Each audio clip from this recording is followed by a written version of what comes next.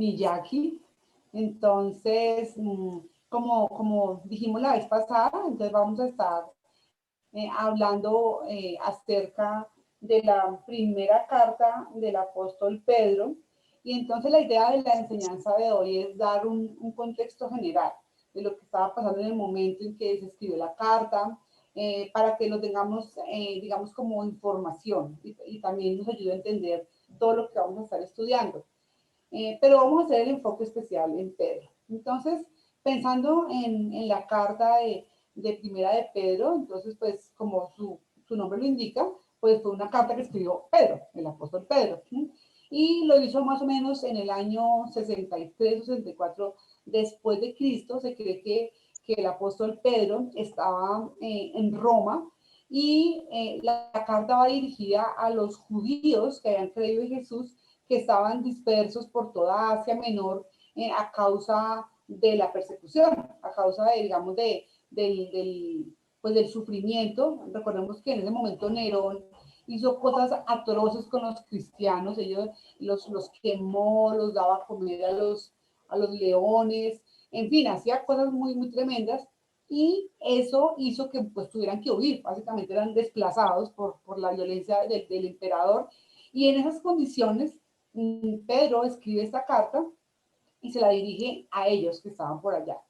Es una carta en general de consuelo, es una carta que él escribe siendo él partícipe del sufrimiento. O sea, recordemos que él también estaba sufriendo porque a él también lo estaban persiguiendo, él también había sido encarcelado, él también había sido torturado. Entonces, la carta de consolación que escribía hacía parte, digamos, era escrita de alguien que también había sufrido. Entonces, a veces también recordemos que Dios permite ciertas circunstancias para que podamos consolar a otros. Bueno, este era el caso del apóstol Pedro. Estaba escribiendo una carta en medio del sufrimiento. Y pues las personas a las que iba dirigida se encontraban, como les dije, en Asia Menor, aproximadamente en lo que es la actual Turquía. Perdón, Eliana, ¿estás grabando la enseñanza? Ok. Entonces, pues digamos que ese es el contexto de la carta. Por lo demás, pues no hay mucho más que decir porque lo vamos a estudiar a detalle como lo vamos a ver más adelante.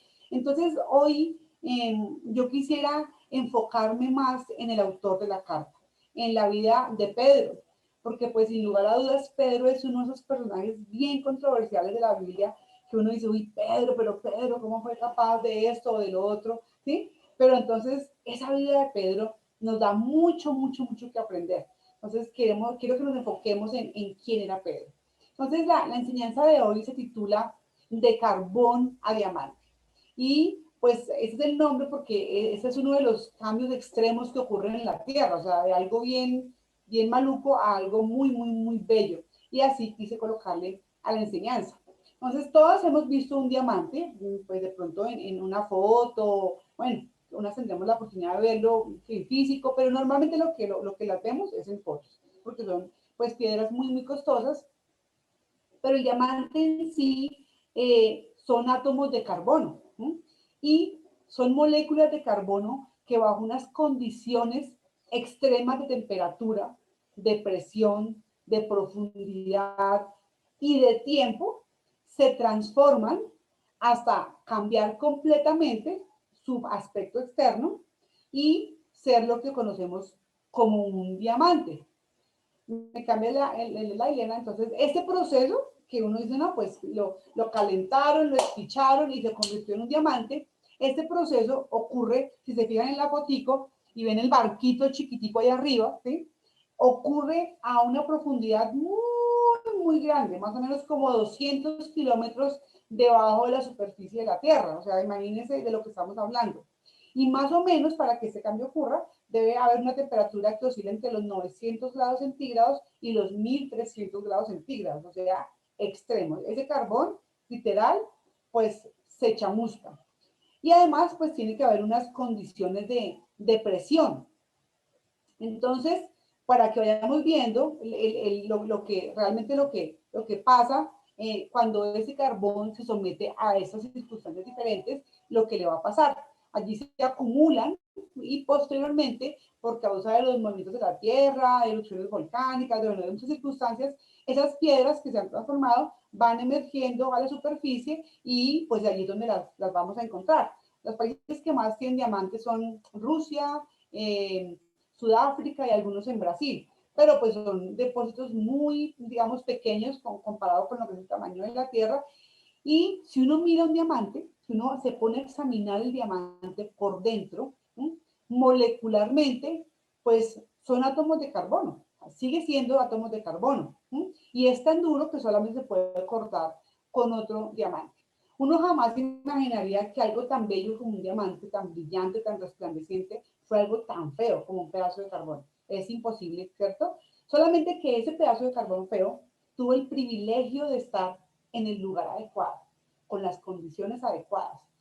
Al igual que nuestro personaje de hoy, Pedro, o quizás Sandra, o quizás Durley, o quizás Sonia, hemos tenido el privilegio de estar en el lugar perfecto, bajo presión, temperatura y en fin, cosas que de pronto incomodan para ser transformadas en bellos, bellos diamantes. Entonces, pensando en la ilustración del diamante, de cómo es que se transforma un carbón en un diamante, vamos a analizar la vida de Pedro desde 3 puntos de vista. Primero, lo que Dios ve. Segundo, lo que en verdad yo soy. Y tercero, lo que Dios hace. Lo que Dios ve, lo que en verdad soy. Y tercero, lo que Dios hace.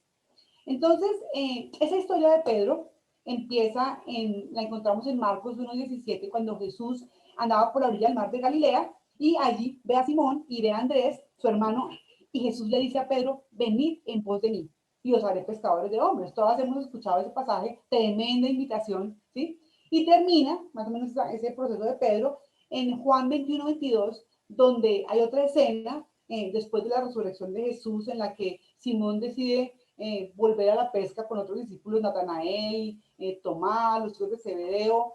Ellos decidieron ante la desaparición de Jesús volver a la pesca y estaban una noche allí pescando y pues no había nada de pesca, no encontraron nada y de pronto se aparece Jesús en la orilla y les pide de comer, ellos les dicen no hay nada de comer y Jesús les dice lancen la red a la izquierda, lanzan la red, salen muchos peces y entonces en ese contexto y en esa escena, Pedro salta de la barca, corre hacia Jesús y la conversación termina cuando le pregunta que si lo ama, Pedro me amas, Pedro me amas.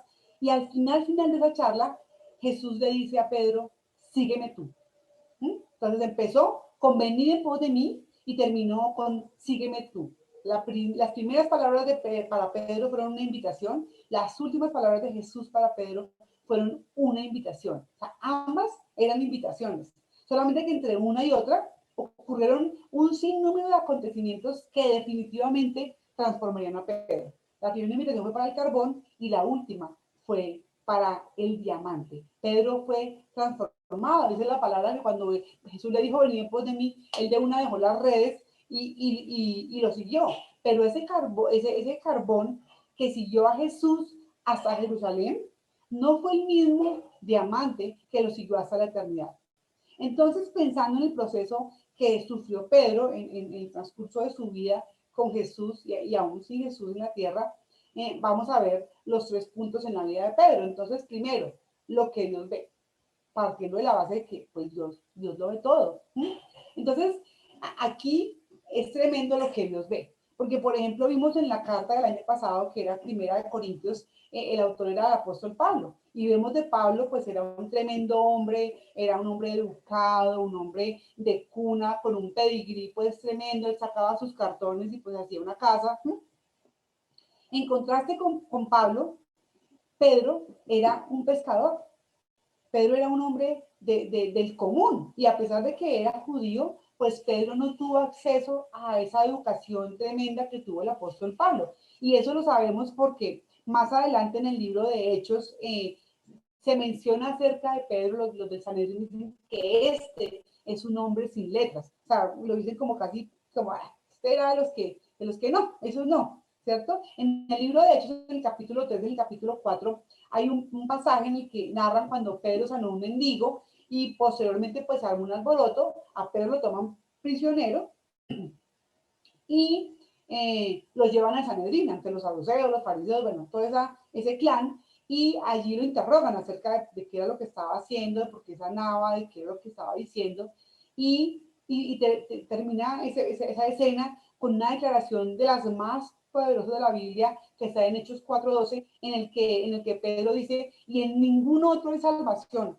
porque no hay ningún nombre dado a los hombres en que podamos ser salvos. Jesús. El hombre que empezó tímido se para y dice eso. Entonces, esa declaración fue la que vio Jesús cuando le dijo, venid en pos de mí. Él no lo vio pescador, él no lo vio ignorante, él lo vio ese valiente que se paró delante de todos los sacerdotes a declarar que Jesucristo era el único en el que teníamos salvación. Entonces ahí es que dicen ellos, pero ¿cómo así?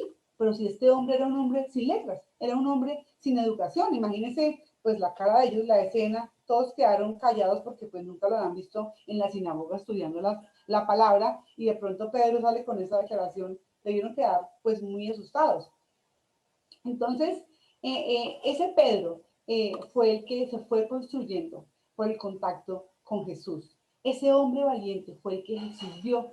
Probablemente si a ti y a mí nos dieran la oportunidad de armar el equipo evangelístico mundial, o sea, nos dijeran, no, vamos a evangelizar el mundo, consigan 12 personas, o consigan 20 o 50, no sé, así fueran pocas o muchas, y uno le tocara empezar a hacer la selección de personal, probablemente yo creo que ninguna escogería a Pedro, pues porque el perfil no da, ¿no? El perfil no da para esa tremenda misión. Pues, ¿por qué? Porque yo estaría buscando entre mis hojas de vida, estaría viendo los carbones, ¿sí? Pero pues Dios no ve los carbones, ¿sí?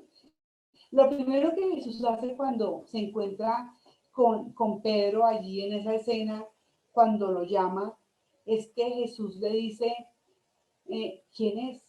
Jesús le dice a Pedro, Simón, hijo de Jonás. Y este decirle que era el hijo de Jonás no se refiere únicamente a que supiera quién era el papá, o sea, no lo pensemos así, pues Jesús sabía todo. Él le estaba diciendo, Pedro, yo sé quién eres, yo sé quién eres, pero también sé quién vas a llegar a ser. Esa declaración de Simón, hijo de Jonás, ¿sí? Entonces, y prosigue a cambiarle el nombre. Tremendo que Dios le cambió el nombre. Entonces y te llamarás Pedro o Cefas, son los dos nombres, Pedro es griego, Cefas arameo, y ambos nombres significan piedra, que muestran lo que realmente Jesús vio en Pedro, una roca, algo firme. Recordando la ilustración acerca del diamante, pues uno, si le iban a escoger, uno no pone tampoco un carbón para adornar su cuello o para hacer unos aretes, porque pues normalmente uno quiere algo bonito. Normalmente vemos lo que tenemos delante, pero Jesús ve más allá. Jesús ve la obra culminada en nosotras. Una vez le preguntaron a un escultor que cómo hacía un elefante con un bloque de mármol. Y el escultor respondió, fácil, quito del bloque de mármol todo lo que no sea elefante.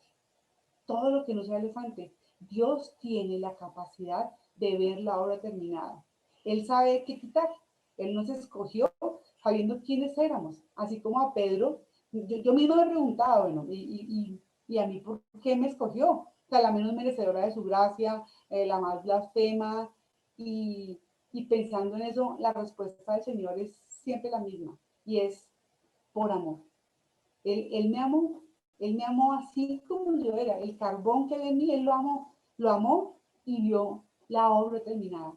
Cuánta gracia hay en el Señor para ver esa obra en nosotras, que claramente no lo merecemos, no merecíamos haber sido llamadas, pero el amor y la gracia del Señor nos dio bellas, nos dio terminadas. Y pensando en el llamado de Pedro, aplicándolo a nosotras, ¿cómo crees que Dios te ve a ti? ¿Cómo creo yo que Dios me ve a mí? Esta charla me hizo pensar en qué era lo que el Señor estaba viendo antes, ahora y en qué ve para después. Entonces la pregunta es, ¿qué crees que vio Dios en ti para llamarte?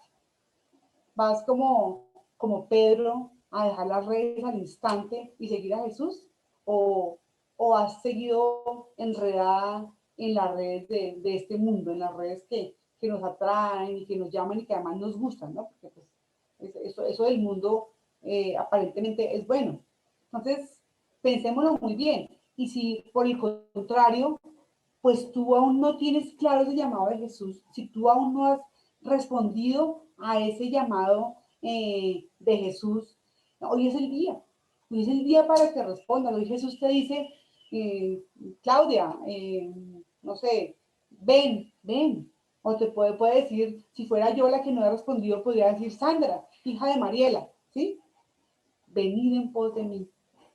Entonces, escucha esa dulce voz, ese llamado de sígueme tú, de sígueme, porque es que una vez que seguimos a Jesús, nunca, nunca vamos a ser las mismas, nunca seremos iguales. Y si tú ya hace un tiempo, mucho, poco, ya has aceptado ese llamado de Jesús y alguna vez te has preguntado como para qué me llamó a mí, yo como para qué sirvo en esta obra, yo qué hago aquí con tan pocas cualidades o pues yo tan tímida, yo tampoco tengo educación, pues hoy es el día en que le preguntas al Señor, dice, Señor, yo no me voy a fijar más en eso que yo creo que soy, sino voy a colocar mis ojos en lo que tú estás haciendo en mí y en lo que vas a continuar haciendo. Porque nosotras todas somos como ese carbón, manchadas, sucias, golpeadas. Definitivamente el mundo hiere y tenemos marcas, tenemos cicatrices, unas más profundas que otras. Pero aquí está el Señor, el escultor, que va a coger ese carbón y mediante circunstancias especiales que a veces no nos gustan, lo va a ir transformando, porque Él ya vio la obra terminada en nosotras y nada va a detener la obra que Él empezó, ni siquiera yo, o sea, ni siquiera con que yo no quiera, Él va a dejar de obrar en mí. Entonces la pregunta para ti es ¿qué es eso que Dios está trabajando hoy en ti? ¿Qué es eso? Señor, ¿qué estás haciendo en mí? ¿Qué es el pedazo que quieres quitar de mi vida para que yo vaya siendo cada día más diamante? O, por ejemplo, ¿cuáles son esas redes que debo dejar para seguirlo? ¿Qué es eso que me está enredando, atando, que no me deja ir en pos de él? Esa es una pregunta que podemos hacernos hoy.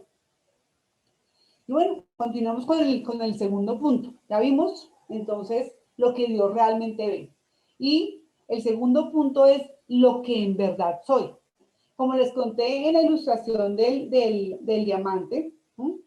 Si pensamos en el diamante y uno pudiera, digamos, hacer un análisis molecular del diamante, el diamante tiene adentro átomos de carbono. O sea, la esencia del diamante no cambió, cambió el exterior.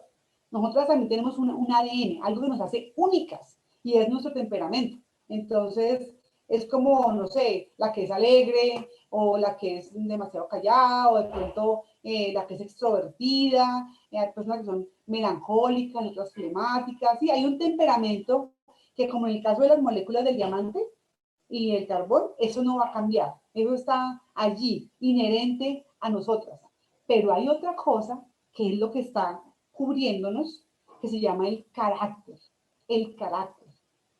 Esas son esa sumatoria de cosas que traemos como resultado de nuestro paso por el mundo, ¿sí? De la timidez extrema, el enojo extremo, miedos, inseguridades, una baja autoestima, todas esas cosas que nos han venido marcando, como nos habla de las cicatrices del mundo, esas cosas como resultado de vivir en un mundo caído, en un mundo de pecado, quizás en mi infancia fueron formando o deformando, digo yo, cosas que no se ajustan a ese diamante que se iba trabajando.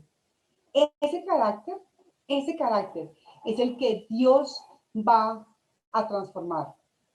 Porque hasta el momento, sin Cristo, ese carácter lo formó el mundo. Ese carácter lo formó el dolor, ese carácter quizás lo formó el abuso, quizás sí, y yo me volví así. Pero el Señor promete que va a hacer la obra allí. Él va a cambiar mi carácter a la imagen de su Hijo. Eso dice en Efesios 4:13, que nuestro carácter va a cambiar a la imagen de su Hijo. Dios nos cambia la mente, el pensamiento, y como resultado renueva nuestro entendimiento y eso cambia nuestro carácter. en Romanos 8:29 dice que somos transformados a su imagen. O sea, esa transformación, pues no es nada, digamos, de lo que se ve como en el caso del diamante, sino en nuestro carácter. Somos transformadas a su imagen y debemos anhelarlo. No puede pasar que yo diga, es que yo soy así, a mí me enseñaron así, es que yo hablo así, es que no, no señora, no, Dios se está transformando a su imagen, para su gloria, para su gloria. No es para que yo sea mejor o me sienta mejor, no, es para su gloria. ¿Sí? Entonces, al mirar de nuevo a Pedro, vemos un hombre con unos problemas tremendos. Yo les dije que era un hombre controversial y que quizás era de las personas que como que más la Biblia a veces le dan duro, bueno, en fin, pues porque Pedro tenía unos evidentes problemas de carácter. ¿Sí? Era un hombre impulsivo. ¿Se acuerdan que les conté que cuando vio a Jesús en la orilla, el hombre se lanzó de la barca y llegó nadando a la orilla? Bueno, eso es impulsividad. En otra ocasión, en otro pasaje, cuando Jesús se aparece en medio de la tormenta, Pedro dice, yo me bajo, a andar en el mar, y él se fue bajando y se fue parando en el agua, ¿sí? Era un hombre impulsivo, ¿sí? Era un hombre violento. ¿Se acuerdan que en la escena en que llegaron a capturar a Jesús, el hombre no tuvo problema en sacar la espada y le bajó la oreja al soldado, ¿sí? Era un hombre cobarde, negó a Jesús 3 veces, eso todo el mundo dice, pero Pedro, pues era un hombre cobarde, era un hombre inseguro. Más adelante vemos en el pasaje de que estaban pescando, cuando Pedro se vio sin Jesús físico, sin Jesús vivo, él decidió volver a la pesca, decidió volver a su pasado. Estaba quizás defraudado, quizás en un momento de confusión, y él dijo, pues vamos a la pesca, yo soy pescador. Era un hombre inseguro. También era un hombre conveniente. Más adelante en Gálatas vemos que Pedro estaba judaizando, y era que, ¿me escuchan? Perdón un segundo, que me dice que está inestable la conexión. Era un hombre judaizante, o sea, él empezó a juntarse con los judíos convertidos, pero no se juntaba con los gentiles porque pues eran gentiles y él era judío. Él empezó como, aún tenía sus temas de carácter, tenía cosas muy fuertes que estaban ligadas a él, pero ¿saben qué? Esas cosas no eran él, eran las cosas que el Señor estaba transformando.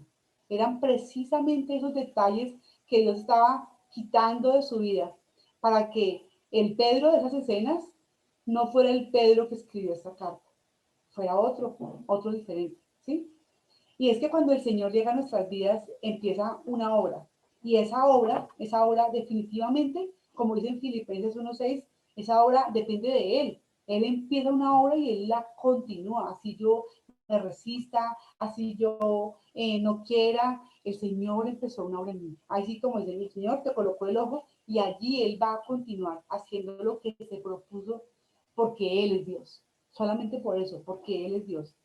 Y así como el carbón, en el caso de nuestra oración, sometido a presión extrema y a condiciones extremas, cambia, así también a veces el Señor usa cosas extremas para transformarnos a su imagen. Pedro nunca fue el mismo después de aquel primer encuentro con Jesús. Muchísimas veces, cada vez fue siendo cambiado y cambiado, pero él se dejó tocar por el poder transformador del Señor, de aquel que lo amó como era, tal cual era. Él se dejó tocar y el Señor le transformó. Y bueno, ¿cómo iremos nosotras en este proceso de transformación? ¿Cómo vas tú en la transformación del carácter? ¿Eres de las que como Pedro anda enojada, arrancando orejas cuando algo no te gusta? ¡Cha, cha! El sablazo porque no me gusta, yo soy así, ¿sí? ¿Es eso? O quizás estás decepcionada por algo que tú quieres que Dios haga y que Dios no ha hecho, y estás pensando en volver a las redes, a la pesca, o sea, al mundo, a la ayuda del mundo, desconfiando del Señor.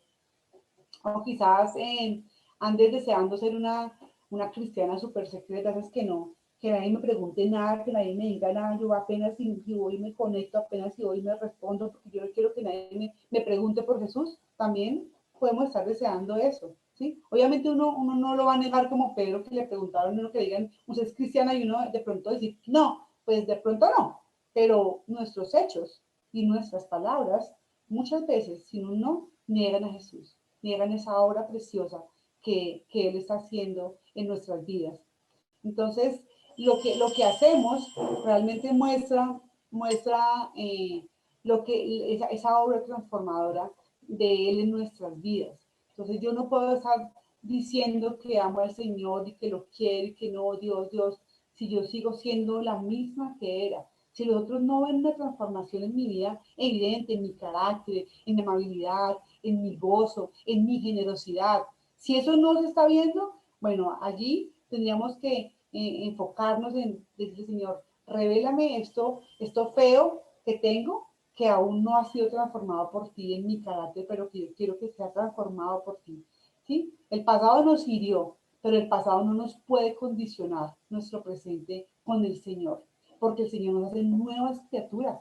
Acá no importa lo que pasó, lo que fuimos, lo que vivimos, lo que tuvimos o lo que no tuvimos. Acá no importa. Acá es la obra del Señor. Eso que está haciendo Él en nuestras vidas. Aferrémonos a ese poder, a esa promesa de esa obra preciosa que Él empezó en cada una. Eso es lo que Dios está viendo, ¿cierto? Podemos seguir, digamos, pecando, claro, como Pedro, equivocarnos 1000 veces, podemos tener conflictos y se nos opaca la visión. ¿Se acuerdan las gafas que se empañaban? Y claro, perdemos de vista por un instante a Jesús, como cuando Pedro se bajó de la barca. ¿Se acuerdan que en lugar de mirar a Jesús miró el viento? Y el viento siempre ha estado ahí, pero pum, volteó y miró el viento. Y ¡tim! Se hundió. Y Jesús se acercó y lo sacó. Entonces, digamos que la intención es a no quitar los ojos del Señor. Pedro quitó los ojos un segundo y se hundió. Se dejó llevar por las circunstancias. Entonces, el Señor permite olas y permite vientos, como le pasó en la vida de Pedro, como pasó la transformación de Pedro. Pero lo importante es que, pues, no miremos las olas, sino que miremos al Señor. Entonces, eso es lo que yo en verdad soy, imperfecta, pecadora, salvada por la gracia del Señor. Pero lo mejor viene y es lo que Dios hace, el tercer punto, lo que Dios hace, esa obra preciosa que el Señor prometió que terminaría en mí. Entonces, pero ¿qué es lo que hace? ¿Qué es lo que hace Dios? Uno a veces ve personas tremendas que hablan bonito, que tienen vidas admirables, de imitar, y uno creería que pues es que nacieron así, o tan de buenas, o bueno, qué sé yo, Dios las bendice más, bueno, en fin, pero nadie sabe qué cosas han vivido. ¿Sí? Nadie sabe cuánta presión sufrió el diamante para llegar a ser diamante, así de bonito. Nadie sabe la lucha de Pedro para doblegar su carácter, esa ira, ese enojo, esa inseguridad, ese temor. O sea, nadie se imagina cómo fue que Pedro se levantó delante de ese pocotón de personas en el Pentecostal y predicó el Evangelio con poder y lleno del Espíritu Santo y muchos se convirtieron, dice el pasaje. ¿Cómo pasó eso? Pedro dejó de mirar el viento, Pedro dejó de mirar sus circunstancias y miró al Señor. Y la buena noticia es que, pues, finalmente no tenemos que hacerlo nosotros, o sea, es el Señor el que lo hace. Yo no voy a ser transformada, yo no voy a decir, hoy, yo hoy me voy a levantar y hoy voy a ser menos enojada, hoy voy a ser más amable, hoy voy a ser, no, Señor, haz tú obra en mí, es que yo no puedo, Señor. Recordemos que es que el poder de Dios se perfecciona en nuestra debilidad. Señor, transfórmame, yo no quiero, pero tú sí quieres que yo cambie. Ayúdame a ser transformada. Nadie podría imaginarse el Pedro cobarde que negó al Señor parado delante de miles. Nadie lo podría imaginar que fue el mismo Pedro. Entonces, esa fue la obra que el Señor hizo en él. Él se desilusionó, él sufrió enojo, angustia, dolor, como nosotros. El Pedro de carne y hueso. No es pecado estar un día triste, no es pecado sentir un día como que ¿qué hago?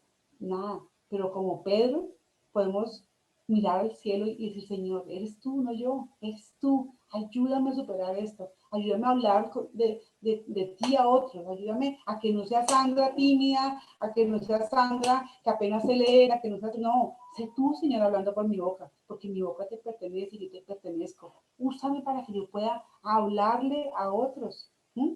Muchas podemos sentirnos avergonzadas, temeros, no importa, es que no importa.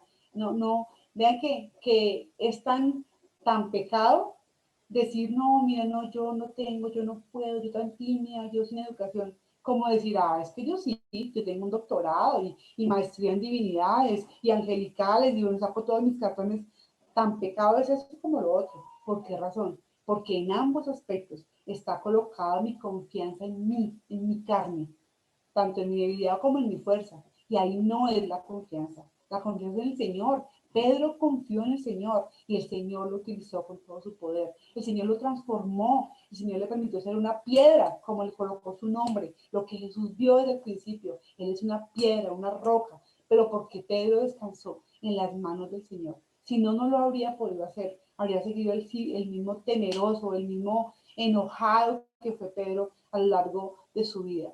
Entonces, no podemos confiar en nosotras, solamente confiar en su gracia. No nos dejemos estancar por el pasado ni por el presente, porque el Señor tiene otra cosa diferente. El Señor vio otra cosa en ti y el Señor está haciendo otra cosa en ti. Él te va a usar a ti para cosas grandes. Anhela ser usada por Dios. Ora cada día, Señor, úsame. Muéstrame cómo me vas a usar. Muéstrame a dónde ir. Muéstrame qué decir. Muéstrame qué hacer. Cuando hay esa oración, cuando hay ese anhelo, el Señor es el que hace la obra en ti.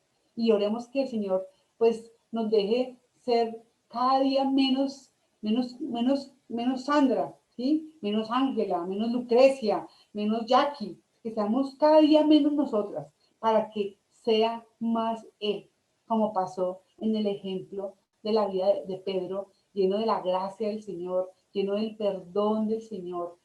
Él quiere que nosotras, que somos mujeres ordinarias, mujeres sin talentos, mujeres del común y corriente, seamos mujeres que hacen cosas extraordinarias para Él, para su reino y para su gloria.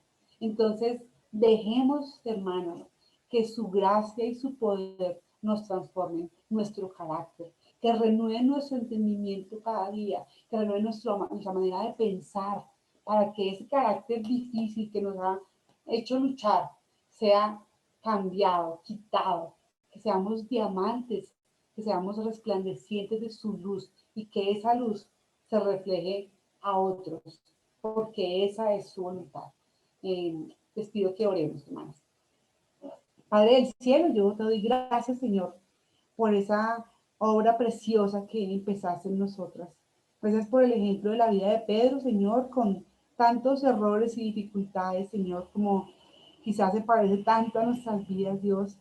Pero en su vida hay consuelo, Señor, hay consuelo de saber que tuviste lo que nadie ve en nosotras, Señor, que tu gracia nos cubrió, Señor, y que nos amas tanto, Señor, que quieres que seamos otras, Señor, que quieres utilizar nuestro temperamento para potenciar, Señor, esa obra que haces y cambiar nuestro carácter, Señor. Gracias porque tú tienes planes perfectos para nosotras. Gracias porque lo que pensamos, decimos, hacemos no sirve si no está lleno de tu gracia y tu poder, Padre. Oro por cada una de esas mujeres, Señor, por sus vidas, Dios bendito, para que te vean cada día, Señor, para que vean tu poder en sus vidas, para que sean usadas por ti, Señor. Dios, transfórmanos, límpianos, Señor bendito.